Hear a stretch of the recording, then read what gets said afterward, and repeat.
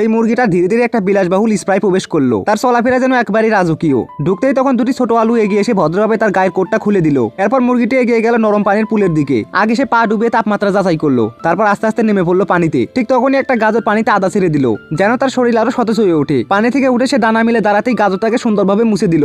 এখন সে প্রস্তুত পরবর্তী ধাপের জন্য। এরপর সে একটি বড় করিডোর পেরিয়ে পৌঁছালো একটি বড় ম্যাসাজ বেডে। সেখানে আগে থেকে দুটো মরিচ অপেক্ষা করছিল। মুরগিটি শুয়ে পড়তে তারা বিশেষ মশলা ছিটিয়ে ম্যাসাজ করতে শুরু করলো। মুরগিটি তখন চোখ বন্ধ করে আরাম উপভোগ করতে লাগলো, এমনকি উল্টে গিয়েও অন্য পাশেও ম্যাসাজ নিতে লাগলো। কিছুক্ষণ পরে বেডটি ধীরে ধীরে একটা আরামদায়ক চেয়ারের রূপ নিল এবং তাকে নিয়ে চললো খাবারের অংশে। বিশ্রাম শেষে একটা সুইচ চাপতে চেয়ারটি তখন সরে গেল আর একটা চলন্ত রড বের হলো। মুরগিটি তখন ধীরে ধীরে সেই রড ধরে প্রবেশ করলো একটি আগে থেকে গরম করা ওভেনে। ভিতরে সবজিগুলো অপেক্ষা করছিল। তাপ বাড়ার সাথে সাথে মুরগি ও সবজি একসাথে নড়াচড়া করতে লাগলো আর ধীরে ধীরে তাদের গায়ের রং সোনালি হয়ে উঠলো। এরপর সে মাথা উঁচু করে সবুজ পাতার মাছ দিয়ে তখন লাল কার্পেটের মতো পথে হাঁটতে লাগলো। শেষে সবজি আর মুরগি আলাদা পথে চলে গেল। সবজিগুলো তখন কেটে সাজানো হলো আর মুরগিটি সুন্দরভাবে একটা বড় প্লেটে পরিবেশন করা হলো। অবশেষে সে পরিণত হলো দারুণ একটা সুস্বাদু রোস্ট চিকেনে।